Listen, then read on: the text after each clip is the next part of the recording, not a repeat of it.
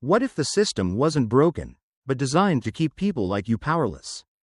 One traffic stop, one corrupt cop. That's all it took to turn Michael Carter from a respected CEO into the most wanted man in Atlanta. But when the truth is buried, some people refuse to stay silent. And Michael? He's about to expose the corruption that runs deeper than anyone ever imagined. Stay with us, because this fight is just beginning. The neon glow of downtown Atlanta reflected off the wet pavement as Michael Carter navigated through the late-night traffic. The streets were quieter now, the usual daytime rush replaced by a slow trickle of cars. He adjusted his grip on the steering wheel, glancing at the digital map on his dashboard. His next passenger was only 2 blocks away. Driving Uber at night wasn't something he did for money, far from it. As the CEO of Carter Logistics, a multi-million-dollar transportation company, he could afford the luxury of watching from an office window. But Michael believed in understanding the industry from the ground up. He liked being out here, seeing the reality of the roads his trucks traveled, the struggles his drivers faced. It kept him grounded. He pulled up in front of a well-lit hotel, where a man in his mid-30s waited with a small duffel bag slung over one shoulder. As the passenger slid into the backseat, Michael greeted him with a nod. "Long night?" The man chuckled. "Conference meetings all day. Now I get to catch a red-eye back home." Michael smiled, merging back onto the road. "Airport it is." As he changed lanes, something in the rearview mirror caught his eye. A black and white patrol car. 2 cars behind him, moving at a steady pace. Michael's fingers tapped lightly against the wheel. Police presence in Atlanta was nothing unusual, but there was something deliberate about the way this car stayed just within sight. He focused on the drive, keeping his speed steady, obeying every traffic rule. The police car remained behind him through 3 turns. Even when he switched lanes, it followed. At a red light, he stole another glance at the mirror. The officer in the driver's seat was watching him. Not a casual glance. This was something else. The unease in Michael's gut grew. He'd had encounters like this before. He knew what it meant when a black man in an expensive car attracted too much attention from law enforcement. He kept his expression neutral as the light turned green. Maybe it was nothing. Maybe they'd move on. 2 miles later, they hadn't. His passenger seemed oblivious, scrolling through his phone. Michael forced himself to focus. He was only a few minutes from the airport. If he could just. The fuel gauge caught his attention. Less than a quarter tank. He exhaled sharply. He hadn't planned on stopping. But ignoring it wasn't an option. He spotted a gas station ahead and signaled. Pulling into the lot, the patrol car followed. Michael parked beside a pump and turned off the engine. The police car rolled to a stop near the convenience store entrance. As he stepped out, he resisted the urge to look over his shoulder. Keep it normal. He grabbed the pump, inserted his card, and started fueling. From the corner of his eye, he saw a movement. The officer, tall, broad-shouldered, white, exited the patrol car. His uniform was crisp, his badge catching the glow of the overhead lights. Michael knew who he was before he even approached. Sergeant Bradley Knox, a name whispered in frustration by too many black men in Atlanta. Known for random stops that always seemed to target the same type of people. A man who never outright broke the law, but knew how to twist it to his advantage. Knox walked slowly, like he had all the time in the world, scanning the vehicle with an air of casual authority. Michael kept his hands visible, resting lightly on the roof of the car as the pump continued its slow rhythm. Knox stopped a few feet away. "Nice car." Michael didn't smile. "Thanks." Knox's gaze moved deliberately over the tinted windows. The clean body of the vehicle. "You local?" Michael met his stare. "Yes." Knox nodded as if considering something. Then, without breaking eye contact, he lifted his hand and tapped twice on the hood of the car. A silent message. Michael didn't react. He knew better. The passenger inside shifted, sensing the tension but not understanding it. Knox let the silence hang before stepping back. "Safe travels." Michael didn't watch him walk away. He kept his breathing steady, finishing the fuel up before sliding back into the driver's seat. His passenger glanced up. "Everything okay?" Michael forced a smile. "Yeah." As he pulled back onto the road, he checked the mirror. The patrol car remained where it was. He exhaled slowly. Maybe it was over. Then, As he reached the next intersection, the world behind him erupted in red and blue. The siren wailed. Michael's hands tightened around the wheel. Michael signaled and pulled over, keeping his hands steady on the wheel. The flashing lights behind him cast long, pulsing shadows onto the sidewalk. His passenger shifted uneasily in the back seat, adjusting his seatbelt as if preparing for something worse. Michael inhaled slowly, then exhaled just as measured. He'd been through stops like this before, too many times to count. The key was to stay calm, answer in short, direct sentences, and avoid anything that could be misinterpreted. The officer took his time. When the door of the patrol car finally opened, the unmistakable figure of Sergeant Bradley Knox stepped out. His stride was slow, deliberate, as if he wanted everyone watching to know that he was the one in control. Michael watched through the side mirror as Knox approached, his flashlight scanning the exterior of the vehicle before settling on him. License and registration. The words weren't a request. Michael nodded, reaching for the glove compartment with calculated movements. He had no intention of giving this man an excuse to escalate things. Knox took the documents without looking at them, instead keeping his eyes locked on Michael's face. "You from around here?" Knox asked. Michael met his gaze in the mirror. "Yes." Knox flipped through the documents, pausing. "Carter Logistics. That your company?" "It is." Knox smirked, as if the answer amused him. He turned his head slightly, eyeing the man in the backseat. "And you're out here, driving Uber?" Michael didn't respond. He knew better than to justify himself. Knox took a slow step back, glancing at the car as if sizing it up.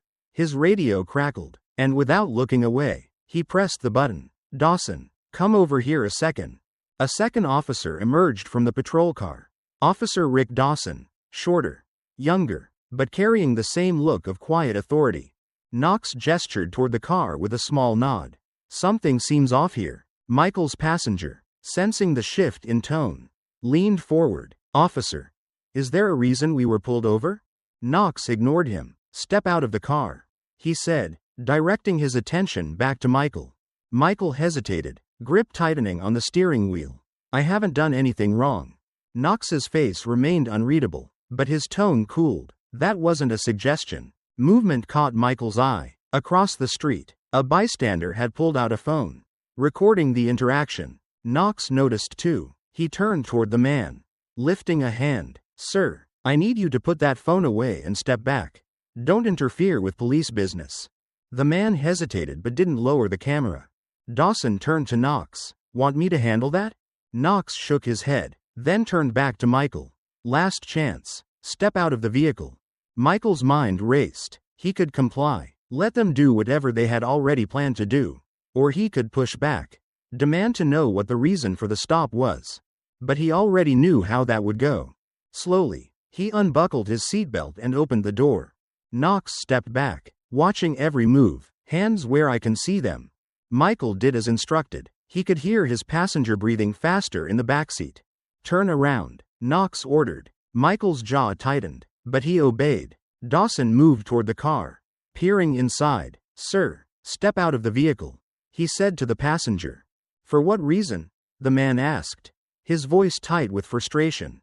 Knox didn't answer. Instead, he stepped around Michael, his hand trailing along the hood of the car. "Nice vehicle." Then, without warning, he tapped twice on the trunk. "Pop it." Michael turned his head. "You don't have probable cause." Knox's lips curled slightly. "That so?" He glanced back toward Dawson, who gave a small nod. Knox turned back to Michael. "Well, see, here's the thing. This car looks an awful lot like a vehicle we've had flagged in an ongoing investigation." Michael's stomach dropped. He had seen this play out before. Knox leaned in slightly. "Unless you want to make this a bigger issue, you're going to open that trunk." Michael knew he had no real choice. He clicked the release. The trunk popped open. Knox walked around, peering inside. Michael had nothing to hide. Just a few items for work. A jacket, and some emergency supplies. But that wasn't the point. Knox closed the trunk, then turned to Dawson. "Get a tow unit down here." Michael's heart pounded. "You're impounding my car?" Knox smiled slightly, then shrugged. "Like I said, flagged vehicle. We need to take a closer look." Michael took a step forward before catching himself. This is harassment. Knox didn't blink. No, this is procedure. The bystander across the street was still recording. Others had stopped to watch. But Michael knew none of that would stop what was happening. Dawson spoke into his radio, confirming the request. Knox turned back to Michael. You're free to go, but your car stays with us. Michael stood on the curb, his hands still tense at his sides as the tow truck carrying his car disappeared down the street. The night air was thick, heavy with the kind of humidity that made even the smallest movements feel sluggish. Across from him, Knox and Dawson were already back in their patrol car, their silhouettes barely visible behind the glare of the streetlights.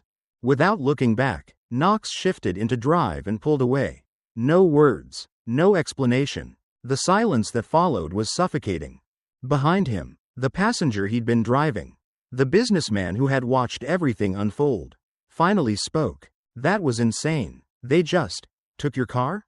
Michael let out a slow breath, unclenching his jaw. Yeah. The man hesitated, glancing down the street where the flashing lights had vanished. Look, I don't know how this works. But isn't that illegal? Shouldn't you do something? Michael turned to him, measuring his words. Yeah, I should. The man shifted, uncomfortable. Look, I'd back you up if needed. But, his voice trailed off as he glanced around. I really need to catch my flight. Of course. Michael nodded, then gestured toward the main road. Airport's a couple miles that way. There's a cab stand on the next block. Right. Thanks. The man hesitated again, then quickly walked off. Michael barely noticed. His mind was already on his next move. He pulled out his phone and dialed the number for the Atlanta Police Department's impound office. The line rang, and then a tired-sounding voice answered. Impound Services. What do you need? Michael kept his tone calm. My vehicle was just towed by Sergeant Bradley Knox. I need to know where it was taken. There was a brief pause before the man on the other end sighed. Badge number? Michael frowned. I wasn't given one. Then I can't help you. Michael inhaled slowly. I wasn't given a ticket. Either. There was no violation. My car was legally parked. I need to speak with someone who can tell me why it was impounded.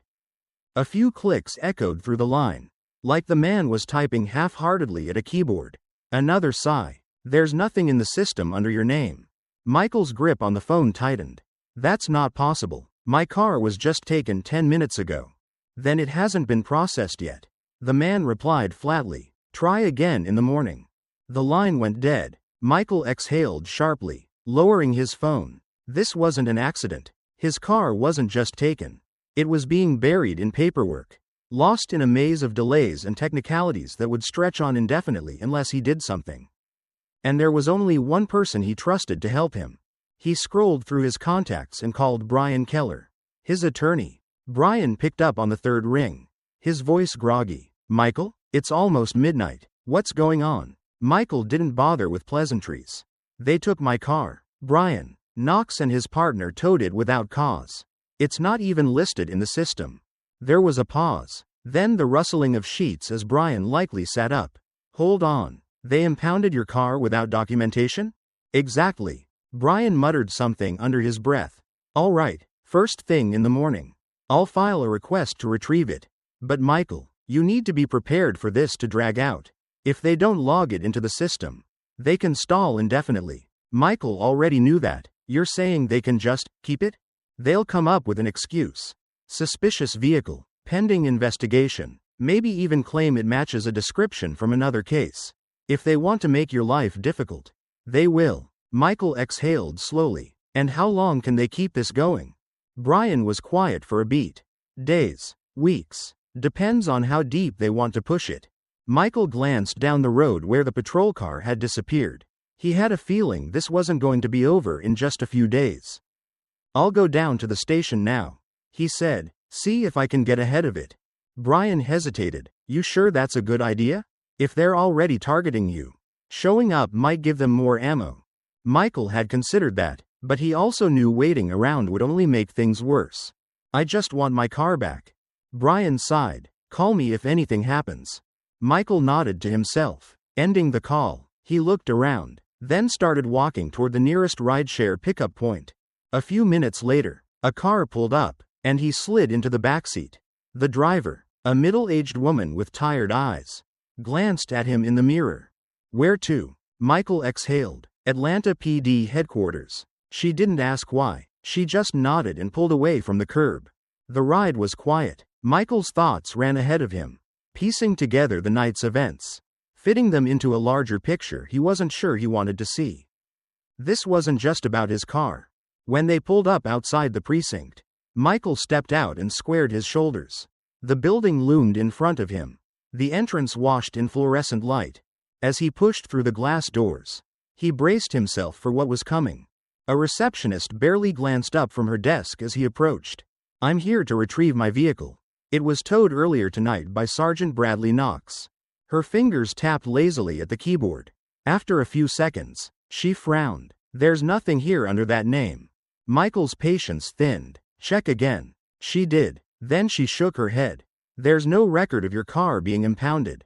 Michael's jaw tensed. "Then where is it?" The woman's expression didn't change. "I suggest you come back during business hours." Michael could feel it now. The walls closing in. The game playing out exactly as Knox intended. He wasn't getting his car back tonight. Maybe not at all. And that meant this was only the beginning. Michael stepped out of the precinct and into the humid Atlanta night. His mind racing. His car had vanished into a bureaucratic black hole. And the police department wasn't even pretending to play by the rules. No paperwork. No records. Just a brick wall of silence. Knox had made sure of that. The tension in his chest deepened as he walked toward the main road. He needed answers. There was only one place to start. He pulled up the rideshare app on his phone and requested a car. As he waited, he scrolled through his contacts and called Brian. The lawyer picked up on the second ring. "Tell me you have good news." "No record of my car at the precinct." Michael said. "It's like it never existed." Brian swore under his breath. "They're burying it. Knox must have pulled some strings to keep it off the books." Michael ran a hand over his jaw. "I need proof. Someone recorded the stop. If I can get that footage, we might have leverage." Brian hesitated. "That could help, but you should be careful. If they're already covering their tracks, they won't like you digging around." Michael exhaled. "I don't plan on asking for permission." A black sedan pulled up, and he ended the call before getting in. "The BP station on Peachtree," he told the driver. The car moved through the near-empty streets, the city glowing in neon and street lamp haze. Michael stared out the window, replaying the night in his mind. The way Knox had smirked. The casual way he'd stripped Michael of his car as if it were nothing. This wasn't just about harassment. There was a purpose behind it. 15 minutes later, the car rolled to a stop in front of the gas station. The same bright overhead lights buzzed softly, casting long shadows. A few people lingered by the entrance. But Michael's focus was on the man who had recorded the video earlier. He spotted him near the convenience store entrance, wearing a gray hoodie, his phone in hand. Michael approached carefully. "Hey, you were here earlier. You recorded what happened." The man looked up, wary. "Maybe." Michael kept his tone calm. "I need that video. The police took my car without cause. And now it's missing from their system. That footage is the only proof I have." The man shifted, looking around as if expecting someone to be watching. "Look, man, I don't want any trouble. I've seen how this stuff goes. People get involved, and then suddenly things start happening to them." Michael understood his fear. "I get it, but this isn't just about me. If they can do this to someone like me, they can do it to anyone." The man hesitated, then exhaled sharply. "Fine, I'll send it to you." Michael gave him Brian's number instead. "Send it to my lawyer. That way, if something happens, the evidence is safe." The man nodded and typed something on his phone. A moment later, he glanced up. "It's done." Michael felt a small wave of relief. "Thank you." The man gave him a wary look. "Just be careful." Michael nodded and turned to leave. As he stepped toward the curb, a flicker of movement caught his eye. A dark-colored police cruiser sat at the far end of the lot, parked just outside the reach of the streetlights. It hadn't been there when he arrived. The engine was off, but he could see the faint outline of someone inside, watching. A slow, creeping unease settled in his gut. His phone buzzed. He glanced down. A text from an unknown number. Let this go before it gets messy. Michael clenched his jaw. It was too late for that. The police car remained still as he walked to the sidewalk and called another ride. He didn't look back as the vehicle pulled away, but he could feel their eyes on him the entire time. 20 minutes later, he arrived home. The first thing he noticed was that the porch light was off. He was certain he'd left it on. His stomach tightened. Moving carefully, he stepped up to the door. It was closed, but something was off. The lock looked wrong. He reached out and twisted the handle. It gave way too easily. His pulse spiked. He pushed the door open and stepped inside. The house was silent, but the air felt heavy. Disturbed, his eyes swept the living room. Nothing seemed out of place. Then he turned toward his home office. The door was slightly ajar.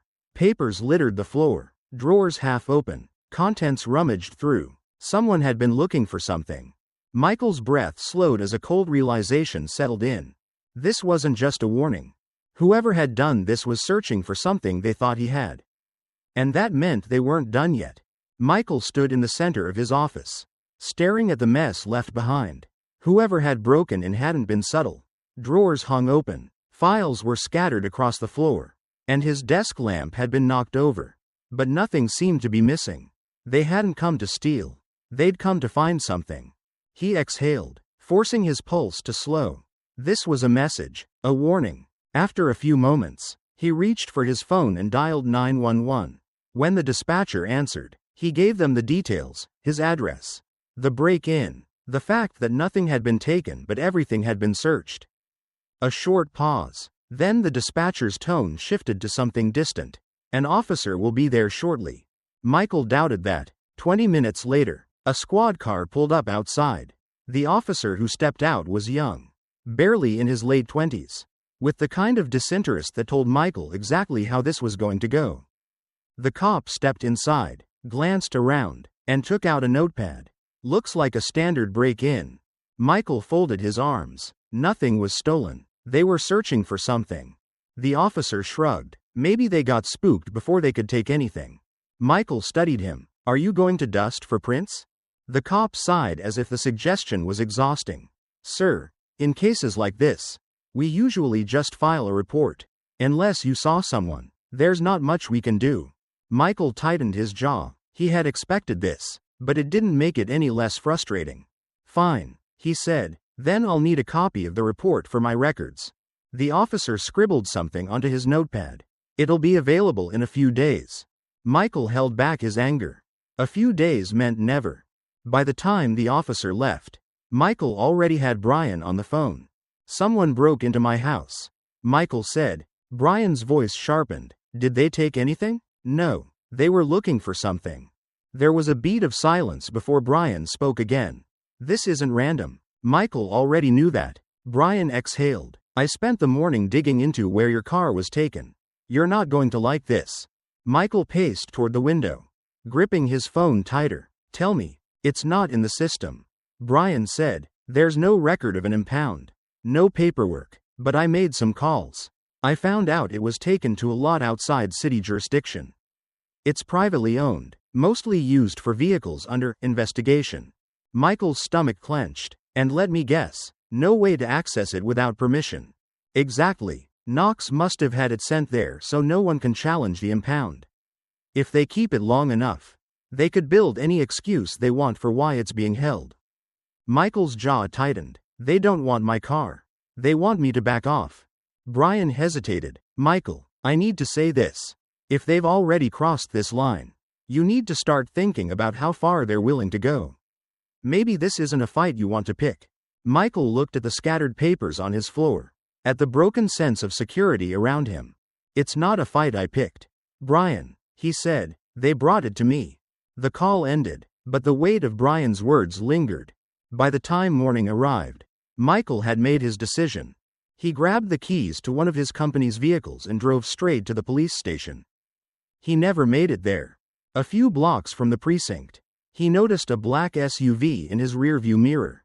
It wasn't the same police cruiser from the gas station, but the way it held its distance, moving when he moved, told him everything he needed to know. He took a left. The SUV followed. Michael's pulse steadied. If they wanted him to know he was being followed, then they wanted to rattle him. He exhaled through his nose and kept driving. The SUV didn't try to pass him. Didn't slow down. It just held steady. Then, in the space of a heartbeat, it lunged forward. The sudden burst of speed sent it barreling toward Michael's bumper. Michael jerked the wheel to the right, but the SUV swerved, cutting him off. Tires screeched. He yanked the wheel hard, barely avoiding a collision as his truck jumped the curb. The world tilted. For a second, all he could hear was his own breath. Then the sharp impact of the truck's bumper slamming against a metal post snapped everything back into focus. He gritted his teeth against the jolt. When he looked up, the SUV was gone. Michael sat there, gripping the wheel, the echoes of his pulse pounding in his ears. This was no longer just about intimidation. They were testing him, seeing how far they could push before he broke. But they had underestimated one thing. He wasn't the kind of man who broke easily. By the time he made it to Brian's office, his hands had stopped shaking. He stepped inside, ready to discuss their next move, then stopped cold. On Brian's desk, in the center of an open envelope, sat a single bullet. There was no note, no message, but Michael didn't need one. The meaning was clear. Michael sat in the dimly lit cafe, stirring his untouched coffee as he waited. The place was quiet, a small, locally owned spot in a neighborhood that hadn't yet been swallowed by high-rise developments. It was the kind of place where conversations stayed private, where people minded their own business. That was exactly what he needed. The door swung open, and Samantha Cruz walked in. She spotted him immediately, her sharp eyes scanning the cafe as she approached. Dressed in jeans and a leather jacket, she looked every bit like the journalist she was.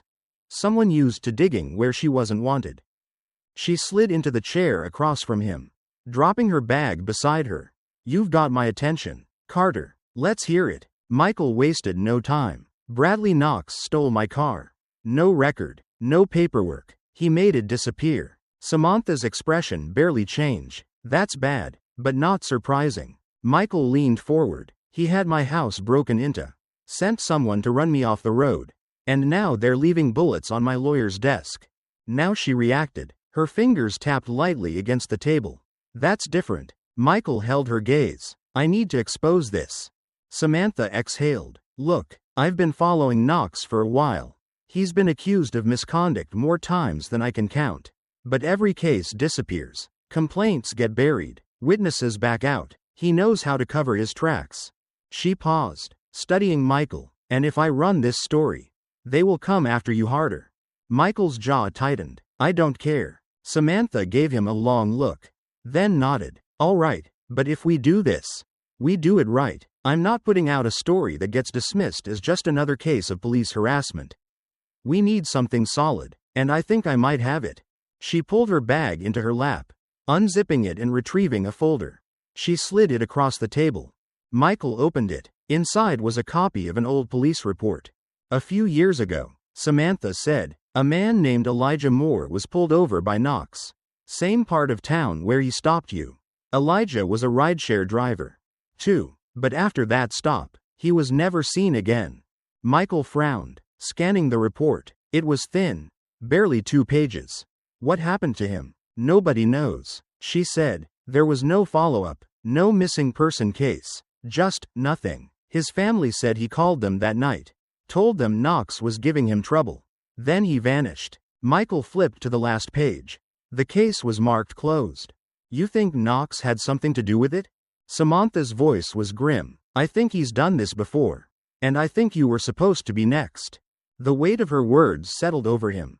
Michael closed the folder. "Then let's make sure this story gets out before they have a chance to bury it again."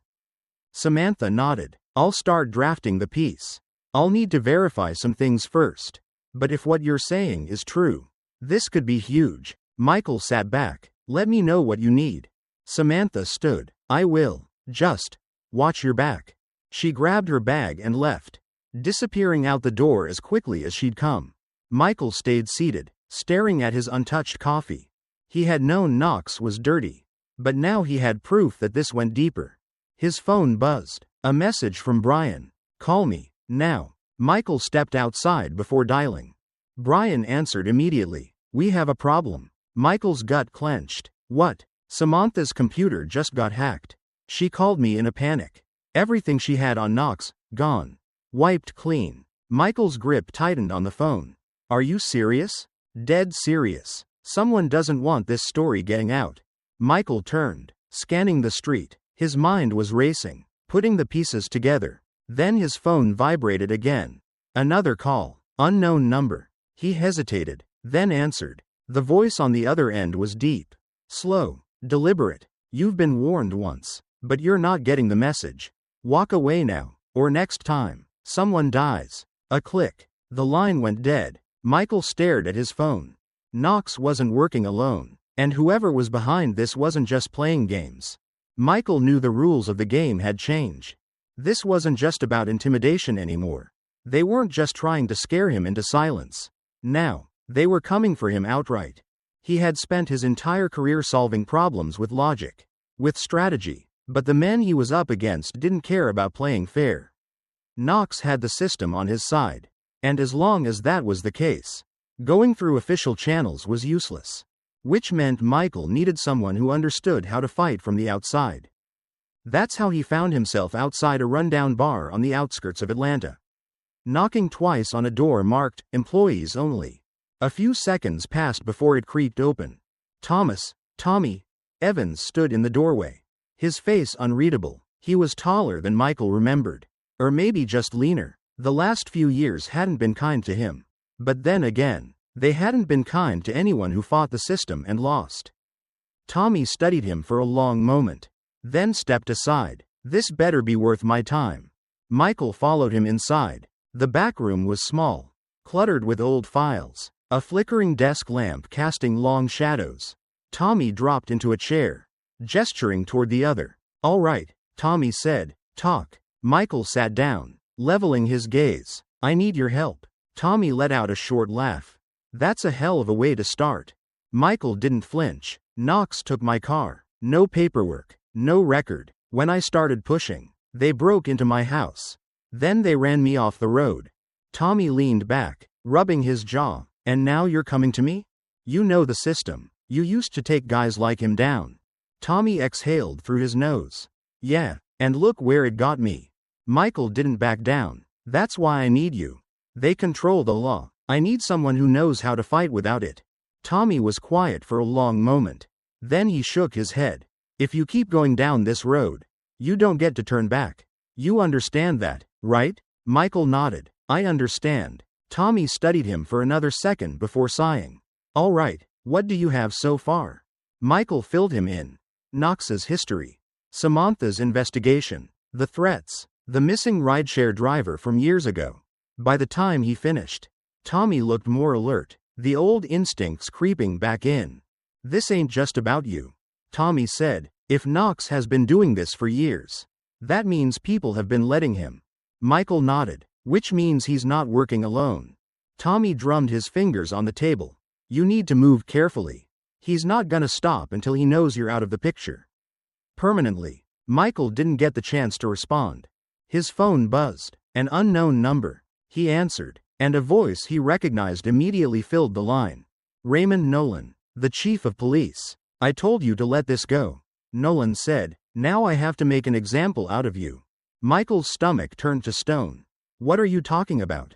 Turn on the news, Nolan said, and run while you still can. The line went dead. Michael stared at his phone for half a second before opening a news app. His face was plastered across the screen. The headline was worse than he imagined.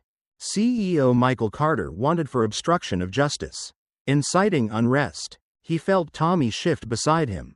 What the hell did you just get yourself into?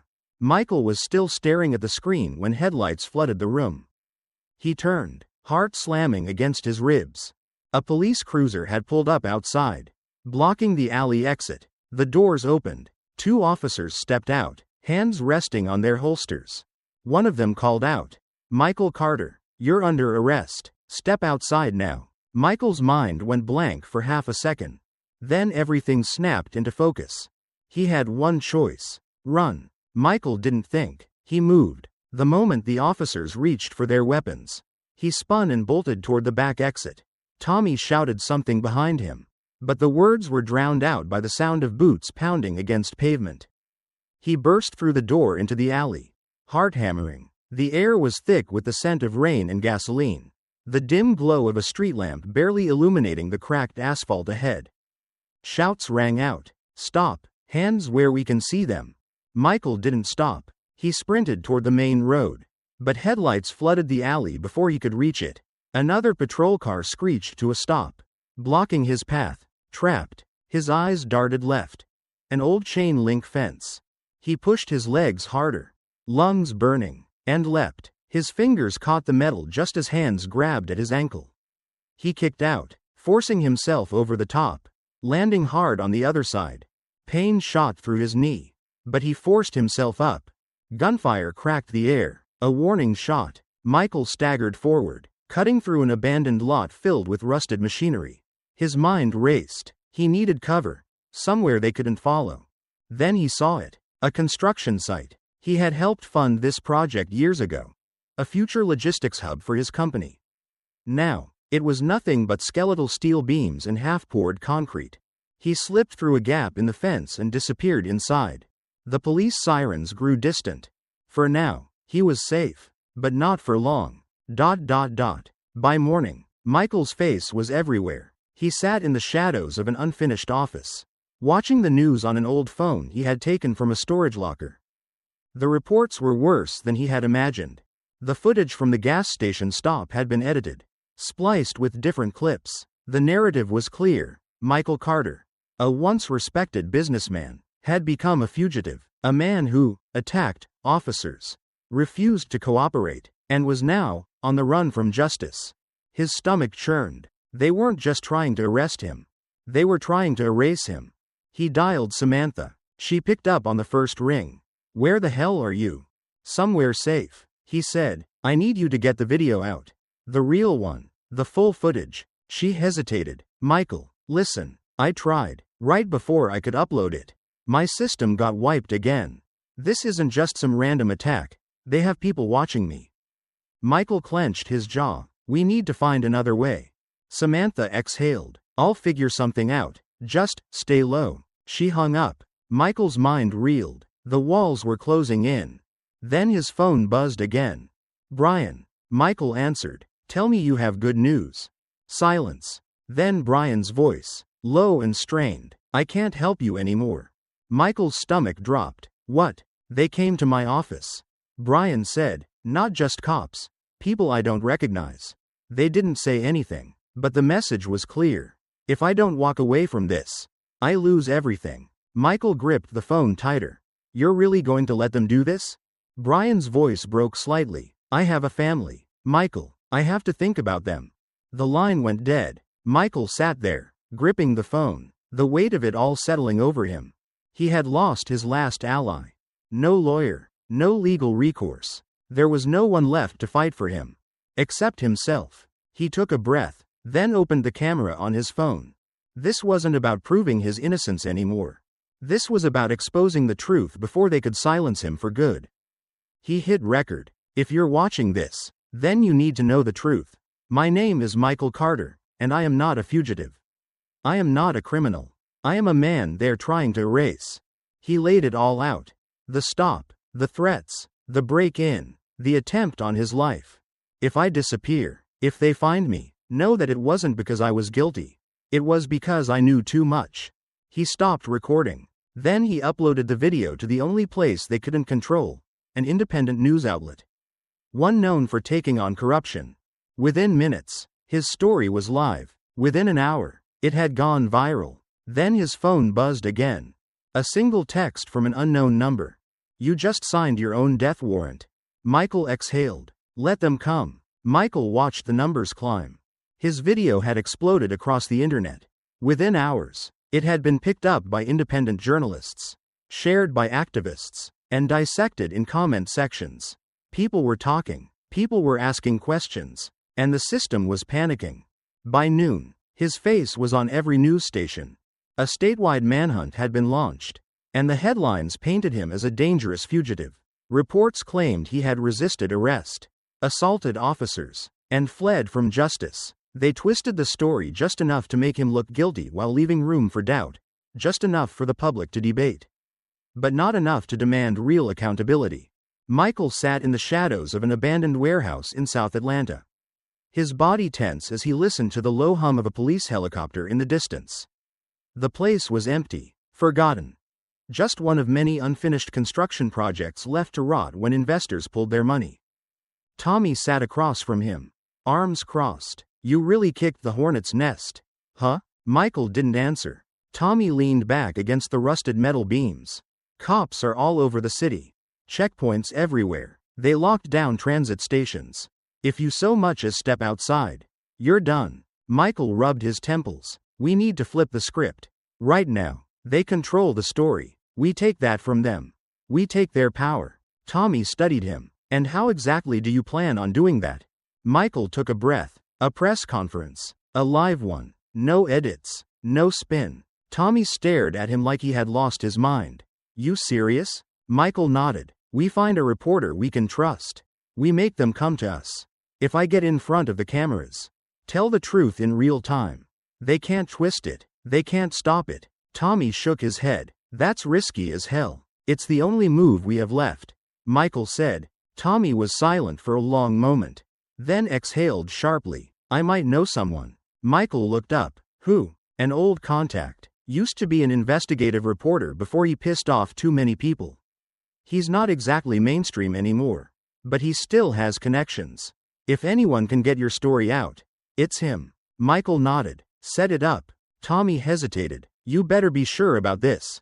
Once we go forward, there's no stopping it." Michael met his gaze. "I've never been more sure of anything in my life."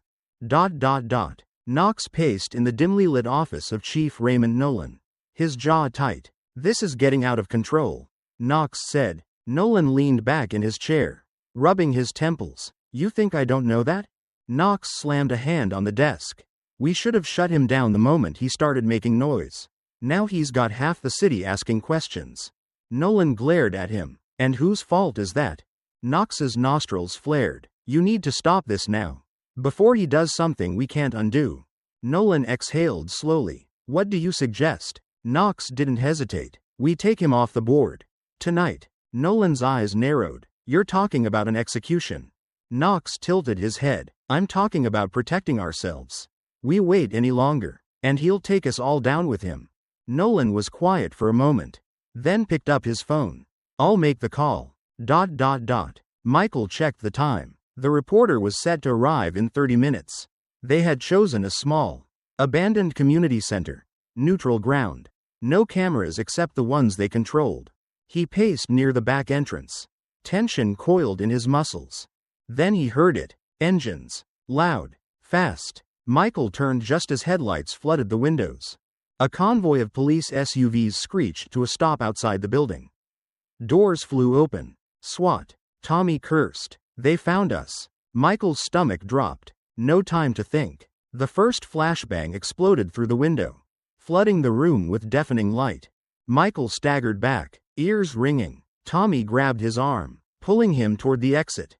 Gunfire shattered the silence. "Move," Tommy shouted. Michael sprinted through the back hall, every instinct screaming. The exit was just ahead. Then his phone rang. He almost didn't answer, but something made him pick up. Knox's voice was cold, almost amused. "Game over, Carter." Michael ran faster. Michael crouched behind a stack of overturned chairs, heart pounding as the walls shook from another round of gunfire. The flashing red and blue lights outside made the broken windows flicker like a strobe. They were closing in. He tightened his grip on his phone, thumb hovering over the screen. There was only one move left. He had to make this public. He hit the button. A live broadcast started, streaming straight to his social media. The moment the feed went live, the world saw what was happening in real time. Michael raised the phone, his voice calm despite the chaos. "This is Michael Carter. Right now, SWAT is storming an abandoned building to arrest me, an unarmed man, because I exposed corruption in the Atlanta Police Department. Ask yourselves, why would they send this kind of force for a traffic stop?" The comments poured in instantly. People watching from their homes, their cars, their jobs. They saw the flashing lights. The armored officers moving like soldiers. Someone shared the video with a national news outlet. Then another. And then, the anger started. Outside, Tommy crouched near a side exit, glancing at Michael. Whatever you just did, it's working. They're hesitating. Michael knew it wouldn't last. He pulled up Samantha's number and called. She answered on the first ring. Michael, I'm seeing this. The whole country is watching. What's happening? You need to release everything. Michael said, every file, every report on Knox. Get it all online. Now. Samantha's voice sharpened. Are you sure? If I don't walk out of here alive, people need to know why. A pause. Then she said, I'm on it. Michael ended the call, breathing hard. Tommy pressed against the wall, eyes on the entrance. You better hope that works. Man, because they're done waiting. Michael followed his gaze. Through the cracks in the boarded-up windows, he saw the dark silhouette of Knox, standing behind the line of SWAT officers. Then Knox lifted his hand and pointed. Move in, he ordered. The battering ram slammed against the door. Tommy grabbed Michael by the arm. Go, now. Michael hesitated. Tommy pushed him toward the back exit. I'll hold them off. You need to make it out of here. Michael shook his head. I'm not leaving you. Tommy smirked. That's touching. But you don't have a choice. Another gunshot rang out. Tommy grunted, staggering back as blood bloomed across his side. Michael caught him before he fell. Tommy's grip tightened on his shirt. Run. Michael clenched his jaw, then turned and sprinted. The air behind him exploded as the SWAT team breached the building. He made it halfway down the hall before a voice roared. Hands up. Michael skidded to a stop. 5 officers stood at the end of the hall, rifles aimed. There was no way out. His phone buzzed. He looked down. A message from Samantha. Check the news. Right now. Then, outside, another sound joined the sirens. Voices. Loud. Chanting. Michael's pulse spiked. He turned toward the nearest window and looked out. A massive crowd had gathered outside the barricades. Journalists, lawyers, activists. The cameras were rolling. A woman in a dark suit, holding a legal brief, stepped forward, flanked by a team of attorneys. She pointed at the SWAT commander. Stand down, right now. The officers hesitated. Michael exhaled. Maybe, just maybe, he had a chance. Michael stood frozen, his pulse hammering as the officers advanced. The SWAT team moved in formation, rifles raised, boots crunching against the broken glass scattered across the warehouse floor. This was it. Then, suddenly, a voice cut through the tension. Stop right there. The command came from outside. Loud, authoritative. Michael turned his head just in time to see a group pushing through the barricade.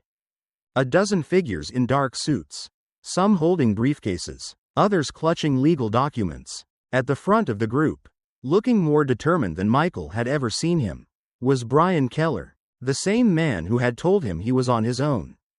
The same man who had walked away when things got too dangerous.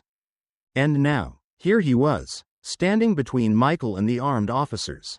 The SWAT commander hesitated. Step aside, sir. Brian didn't budge. He held up a thick stack of papers. I have a court-ordered injunction, signed by a federal judge. It prohibits the unlawful detention of my client due to lack of credible evidence. Silence fell over the scene. The reporters, the cameras, everyone was watching. The officers exchanged uncertain glances. Michael exhaled slowly. This was a battle of optics now. The police could arrest him, but with cameras rolling and lawyers waving legal documents, it wouldn't look like law enforcement. It would look like an execution. From the corner of his eye, Michael spotted movement. Knox, standing by one of the SWAT vehicles. His face was tight with barely restrained fury. Michael could almost see the calculations running through his head. Knox wanted to finish this. He wanted Michael gone. But now, too many people were watching. Too many questions were being asked. And then, Knox's phone rang. Michael couldn't hear the voice on the other end, but he saw the shift in Knox's expression. It wasn't anger anymore. It was something closer to fear. Whoever was on the line wasn't happy. Knox clenched his jaw and turned away, barking orders at his men. The SWAT officers hesitated, then, one by one, began lowering their weapons. Brian took a deep breath and turned to Michael. Walk out slowly. Hands where they can see them. Michael nodded. He stepped forward, raising his hands, not in surrender, in defiance. As he emerged from the warehouse, the flashing lights from the police vehicles bathed him in red and blue. The cameras were rolling. Live streams broadcast his every move. He could feel the weight of thousands watching. Waiting. Michael stopped in the middle of the scene. Then, with a steady voice, he said, "I am unarmed, I am not resisting, and I want the world to see exactly what happens next." The moment hung in the air. Knox's hand twitched at his side. But he didn't move. Michael saw it then. The flicker of doubt in Knox's eyes. The realization that he was losing control. Then another officer stepped forward. "Mr. Carter, you are being brought in for questioning. You are not under arrest." Michael's jaw tightened. They weren't letting him go. But they weren't daring to put cuffs on him either. He nodded once. "Let's go." As they led him toward the police vehicle, he glanced back. For the first time since this all started, Knox looked rattled. Whatever was happening behind the scenes, whoever had called him, Michael knew one thing. Knox was afraid, and that meant Michael was getting closer to the truth. Michael found himself seated in a stark, fluorescent-lit interrogation room at the police station. The walls a dull gray that seemed to swallow any hint of comfort. For hours, he sat there, his eyes fixed on a blank spot on the wall as a steady stream of questions bombarded him. The interrogators, with their clipped tones and rehearsed stares, asked questions designed not to uncover the truth but to break him down. One of the officers leaned forward, his voice cold and clinical, and asked, "Why would a successful CEO like you be caught up in such a mess?" Michael's mind raced, searching for the right words that might salvage even a sliver of his dignity. Across the hall, though not in the direct line of questioning, Knox was present in the monitoring room. His silhouette, half hidden by the dim light of computer screens, betrayed a keen interest as he watched Michael's every twitch and flinch. Knox's eyes were fixed, calculating, as if he derived satisfaction from every moment of Michael's discomfort. His presence was silent but powerful, an unspoken threat that lingered over the proceedings. Another interrogator shifted the tone with a question that felt more personal. Asking, "Is someone behind you trying to take you down? Tell us if there's anyone pulling your strings." The implication hung in the air, a manipulative tactic intended to sow doubt and guilt in Michael's mind. Despite his inner turmoil, Michael maintained a measured tone as he answered, careful not to give them any reason to escalate further. Outside the oppressive environment of the police station, the digital world was ablaze. Samantha Cruz, steadfast in her pursuit of justice, had taken to publishing a series of articles that exposed the repeated abuses of power by Knox and his cohorts. Her pieces were clear and relentless, recounting past incidents and drawing parallels between Michael's plight and other cases of police misconduct. As her words spread online, public sentiment began to shift. Ordinary citizens, many of them outraged by stories of corruption and abuse, demanded a formal investigation into the practices of the Atlanta Police Department. Yet, while public pressure mounted, Knox was not done with his tactics. In a final bid to control the narrative, he released a video clip to the media. A video carefully edited to portray Michael as if he were bribing a government official. The clip was slick and misleading, crafted to undermine Michael's credibility with an ease that spoke of deep-rooted collusion. Major news outlets, hungry for scandal and quick narratives, picked up the story. Headlines began to appear that painted Michael as a shady businessman on the run, a fugitive whose every action seemed to scream guilt. Back in the interrogation room, the weight of the world bore down on Michael. His reputation, his life's work, and his future were all now at a crossroads. The questions continued, and with each one, he felt more isolated, more cornered. He was now forced to confront a choice that seemed almost impossible: to either sign a plea deal, a deal that meant admitting to minor offenses he did not commit and accepting a tarnished legacy, or to continue fighting, risking everything even if it meant his name would be utterly destroyed in the court of public opinion. The atmosphere in the room grew heavier with each passing minute. The oppressive hum of the air conditioner, the sterile smell of disinfectant, and the relentless ticking of the clock all conspired to make Michael feel like he was being slowly ground down by a system that cared little for the truth. Every manipulated question and every suspicious glance from behind the monitoring screens felt like a calculated attempt to reshape his narrative into one of guilt and disgrace. Just when Michael felt he could endure no more, his phone vibrated discreetly on the table. He hesitated, heart pounding, and picked it up. A new message appeared. A handwritten note had been scanned and sent as an image. With trembling fingers, he opened it and read a single line in careful, looping script. Knox is not the only one. Look into Nolan. In that moment, Michael felt a surge of conflicting emotions, fear, determination, and a renewed sense of purpose. The message was both a warning and a revelation. It hinted at deeper corruption within the very structures that had now turned against him. The name Nolan, a name that until now had been a distant figure in the hierarchy of the police department, suddenly loomed large in his mind. Outside the interrogation room, the world was shifting. The edited video was causing shockwaves. But Michael now had a glimmer of insight. A clue that there was more to this web of deception than Knox alone. His resolve hardened. He realized that his battle was not solely about clearing his name. It was about exposing a system that had allowed abuse of power to fester unchecked. With his options laid bare before him, Michael stared at the note and, for the first time in hours, felt a sense of possibility. He could either succumb to the pressure and compromise his integrity, or he could take a stand, even if it meant standing alone against a formidable establishment. The choice was his, and though the path ahead was fraught with danger, the spark of truth was something he could not ignore. Michael sat alone in the holding cell, the weight of the cryptic message pressing against his mind. The name scrawled across that small slip of paper, Nolan, lingered in his thoughts like a puzzle missing its final piece.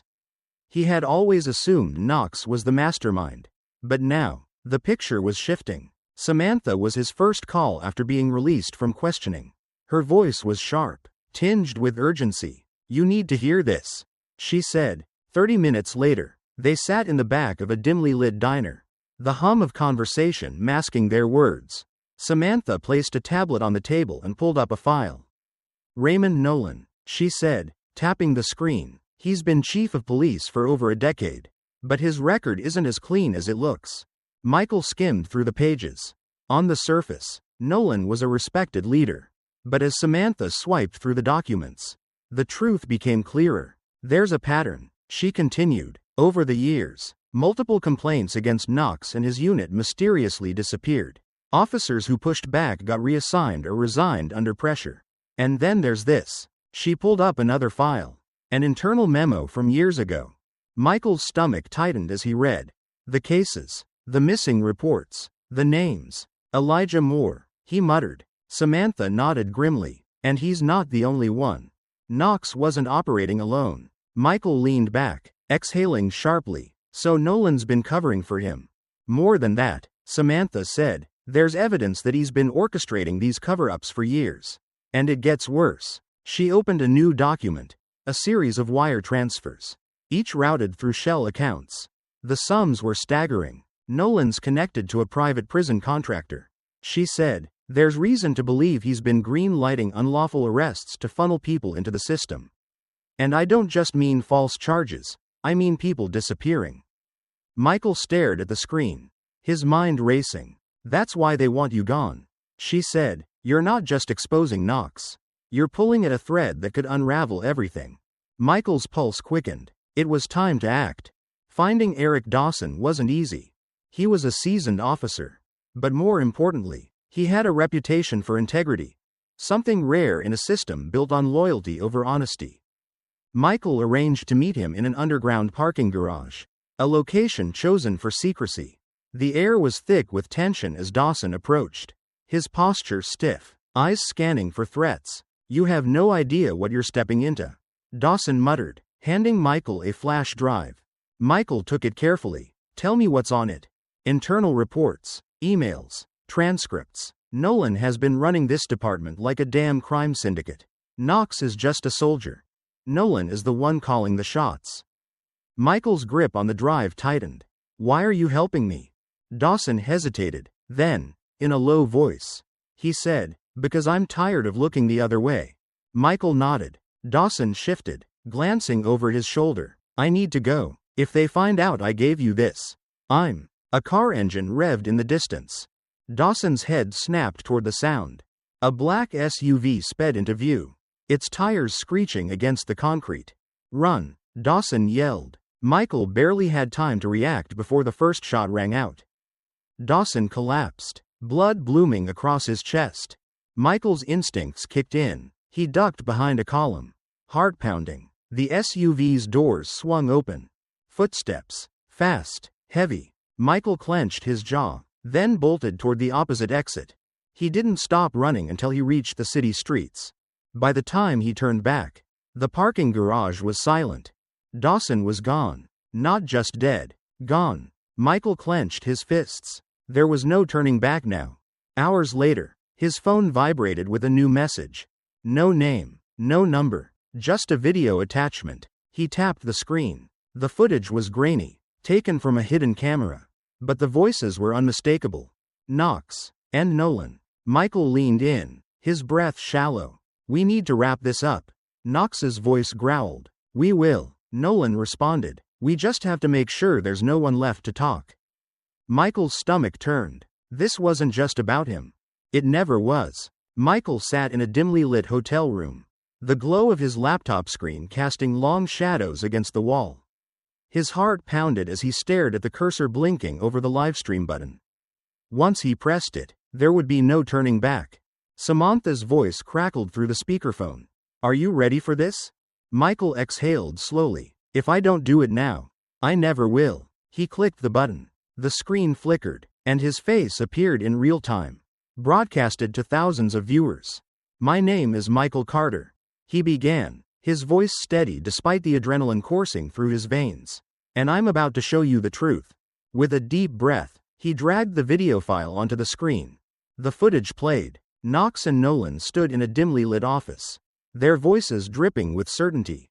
"We need to wrap this up." Knox's voice growled. "We will," Nolan responded. "We just have to make sure there's no one left to talk." The chat exploded with comments. Viewers flooded in, tens of thousands at first, then hundreds of thousands. The story spread like wildfire across social media, breaking into national headlines within minutes. On the streets, protests erupted, fueled by outrage. Chants for justice echoed through the city, demanding a federal investigation into the Atlanta Police Department. Michael leaned back in his chair, his pulse racing. He had done it. The truth was out, but the fight wasn't over. Knox's knuckles turned white around the steering wheel as he sped down the nearly empty streets of Atlanta. The flashing news alerts on his phone told him everything he needed to know. He had lost control of the situation. He had spent years building a reputation untouchable by scandal, protected by the system itself. Now, it was all falling apart. And there was only one way to fix it.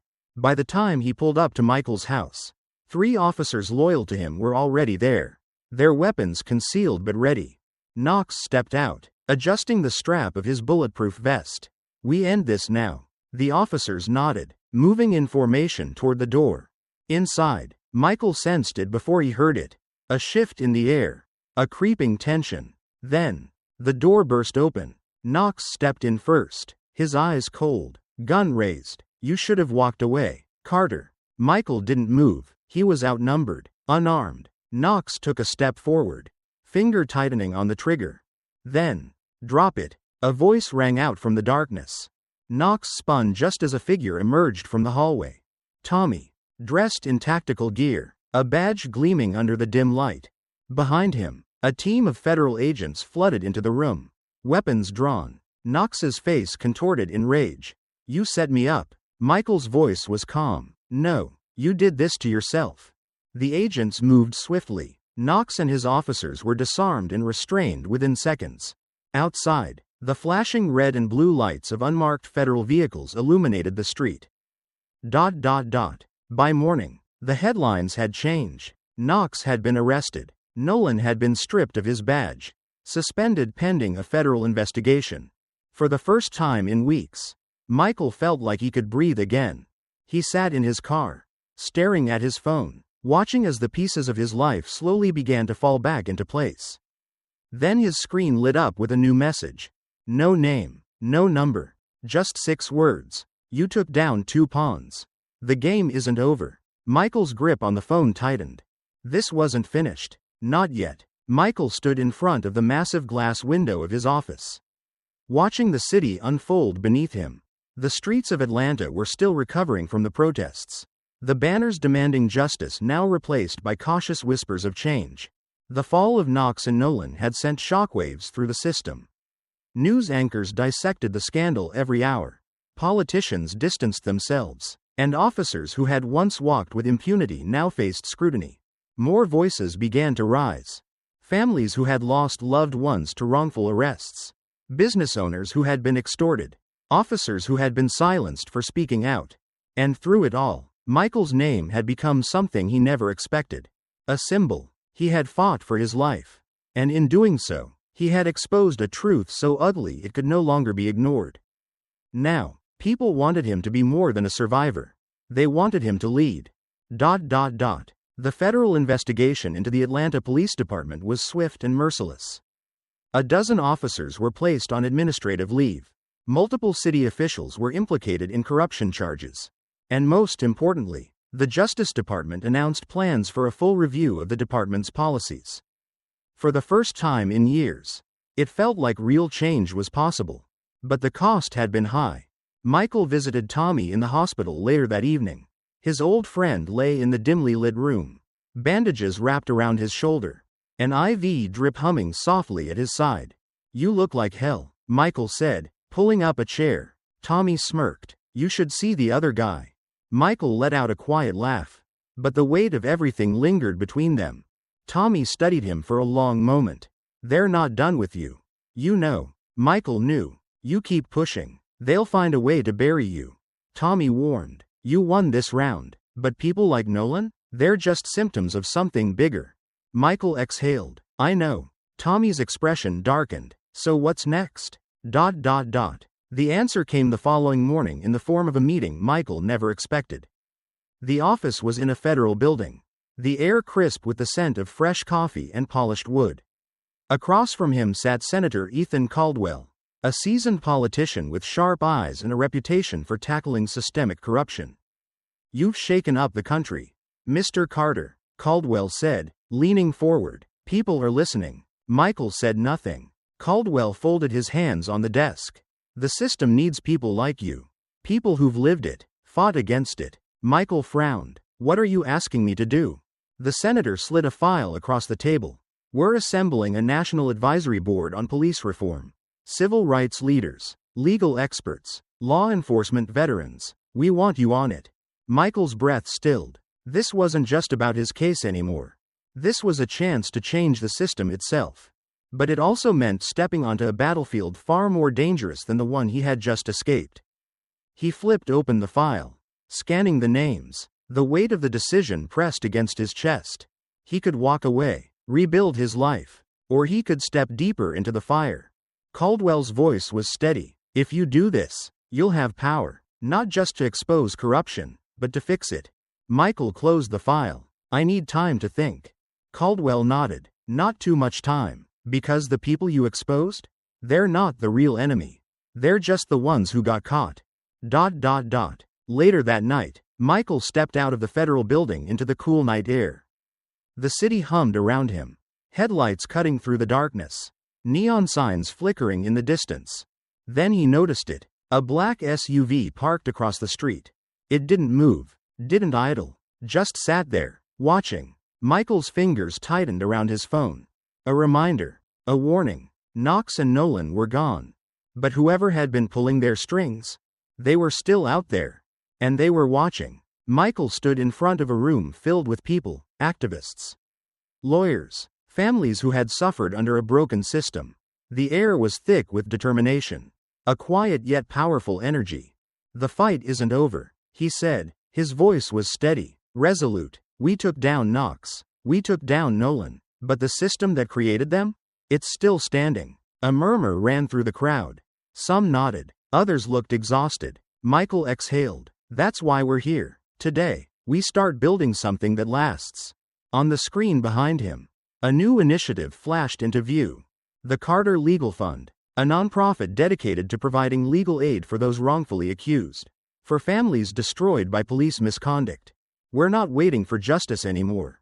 Michael continued. We're taking it. The room erupted in applause. But the system wasn't going to fall quietly. Even as Michael built momentum, powerful forces worked in the shadows. An anonymous smear campaign began circulating online, claiming he had fabricated evidence against Knox, a former city official, one who had profited from private prisons, went on television, calling Michael an opportunist. And worst of all, inside the Atlanta Police Department, there were still those who wanted revenge. It was nearly midnight when Michael stepped out of his attorney's office. The city was quiet, save for the distant hum of traffic. As he reached his car, something caught his eye, an envelope, tucked neatly under his windshield wiper. His stomach tightened as he picked it up. Inside was an old photograph. A police chief shaking hands with a man Michael recognized instantly, one of the wealthiest developers in the country. On the back, a single line was scrawled in ink. You won a battle. The war is far from over. Michael closed his eyes for a moment. Then he looked out at the city. A protest was taking place just a few blocks away. People held signs, chanting, demanding change. Michael's jaw clenched. Justice wasn't a destination. It was a journey, and he wasn't done walking it. The fight for justice isn't a single battle. It's a war against a system built to protect itself. Michael Carter exposed the corruption hiding in plain sight. But his story is a reminder that power never surrenders willingly. So, what happens next? When the cameras turn off? When the headlines fade? Who keeps pushing for change? Because the real question isn't whether injustice exists. It's whether we're willing to face it. What do you think? Drop your thoughts in the comments. And if you want more stories that uncover the truth, make sure to subscribe to Covert Truths. There's always more beneath the surface.